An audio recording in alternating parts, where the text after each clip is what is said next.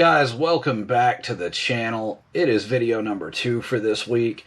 I hope you guys are having an excellent Friday out there, staying safe wherever you are. Tonight I'm going to come to you with another unlicensed 6-scale figure review and reverse unboxing. This is actually for the Dark Speedster that I mentioned a couple weeks ago, which is Zoom from the Flash TV series. It's a really excellent figure. I picked him up at the Comic Cavalcade here in town in Somerset, Kentucky. I paid about $200 for the figure, $210, somewhere around that range. It does have a couple minor QC flaws that I'll touch on in the review itself. Nothing major that takes away from the aesthetic of the figure or nothing that's going to make you not want it. It just brings it down a notch from a 10 to a 9 for me. But really good figure still. I will address that here in just a moment in the review. But again, I hope you guys are having an excellent Friday today. I got a little rest before work. Went on a toy hunt after work. Unfortunately, I came up dry at Walmart, but fuck it, I need to save my money anyway for more things. So it wasn't meant to be. Hope you guys are hunting, and I hope you guys aren't coming up dry. With that said, we'll go ahead and punch in and we'll review this figure. Before I arrived on your Earth, I was in a fight with a man named Zoom. We were engaged in our fiercest battle ever, racing throughout my city. But I wasn't fast enough to stop him. Alright guys, here he is, the Dark Speedster, aka Zoom from the Flash TV series. I've got him in kind of a dynamic running pose here, so I'm not going to unpose him. It was actually hell getting all these lightning effects attached to the figure. One thing about this figure I will warn you about, if you do purchase him, these resin lightning effects are incredibly fucking fragile. If you look at them, there's no wires, they don't bend. They're just basically resin strands that someone had bent into lightning effects before they dried. One of them did break, so I kind of modified that and stuck it between his fingers to give him a little extra lightning effect. So that is a pretty good idea if one does break. Now let's take a look at this head sculpt. The head sculpt is actually pretty fantastic. It does resemble the character quite a bit. If you pan down and look at the eyes, they're a really glossy black paint. Don't know if you guys can see that or not. He does have a menacing expression. The mask and the head sculpt mimic the show really well, and they mimic the leather effect.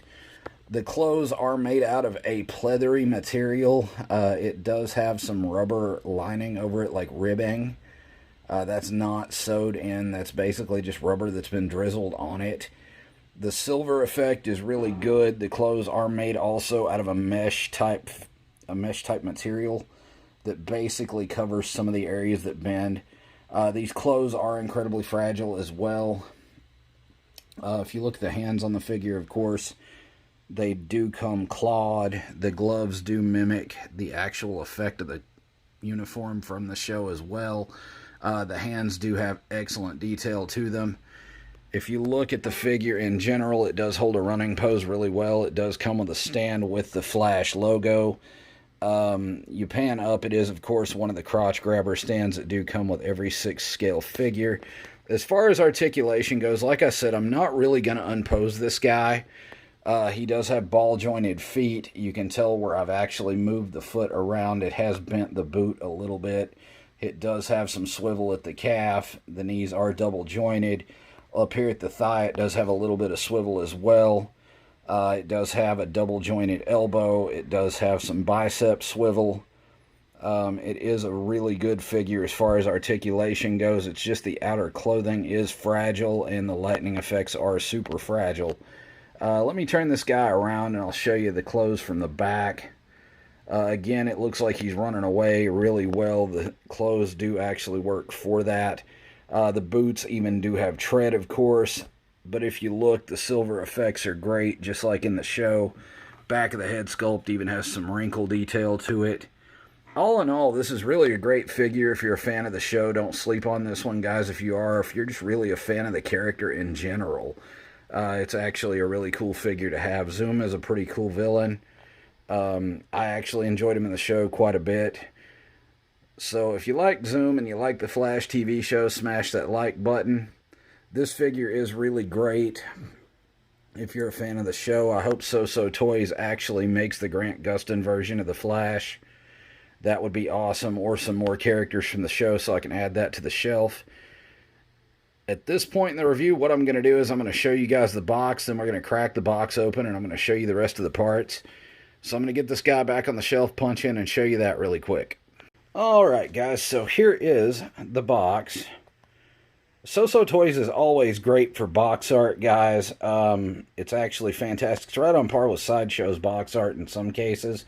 The only thing different is there's not a lot of spot varnishing on it to make the letters stand out, but you don't really need shiny letters to have a damn good box. You pan forward on that, of course, you got the SooSoo Toys logo up in the corner with the flash lightning bolt behind it. Picture the character looking all menacing with the lightning effect around him. Excellent representation of the character from the show. Of course, you get the Dark Speedster logo. We'll flip this box to the side. Again, more lightning effects, more lines for speed. Another Dark Speedster logo. Flip the box around to the back, and of course you always get the credits for the sculptors and such, and the warnings and the small parts. You know the deal with that. Scroll down, you also get the SooSoo Toys logo again. Flip this box to the side, much the same as the other side. Another Dark Speedster logo. You look at the top and the bottom of the box, it's going to be the same thing, just a Dark Speedster logo. And what we'll do now is we'll go ahead and crack the box open. I'll go ahead and take the liberty of removing the clamshell from it, just so we can get to what's inside a little faster. But I will show you the contents, and I'll show you what you get when you do purchase this figure. I did purchase this figure from my comic store, like I said, the Comic Cavalcade here in Somerset, Kentucky. Let me go ahead, and what I'll do is I'll leave a link in the description below to another site that sells him, if you guys would like one of these figures. But we'll go ahead now, and I'll crack the box open and show you what's inside. What's in the box? What's in the fucking box? Alright guys, here's what you first see when you crack this box open. You're going to get some kick-ass artwork from the people at SooSoo Toys. It's a really good depiction of the character in his running pose. If you look down here, of course, you'll get the SooSoo Toys logo, again with the Flash logo behind it. You move this out of the way. I've already taken the clamshell packaging off so you can see this better. You'll encounter a lot of extra hands here with this guy to get him in some really killer running or punching poses. If you look here, there's an empty hole for the head sculpt, which I'll show you later. There's a lightning effect here that you can interchange on his chest to turn him into the Time Wraith, like when it happened in the show. If you prefer to display him in his more zombified position, that'll be the effect you use. Let's go ahead and I'll punch back over here, and I'll show you the head sculpt.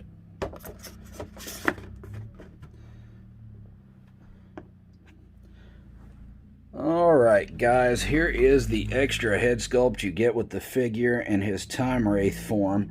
Look at that disfigurement, man. The eyes are all glossy. Teeth details fantastic.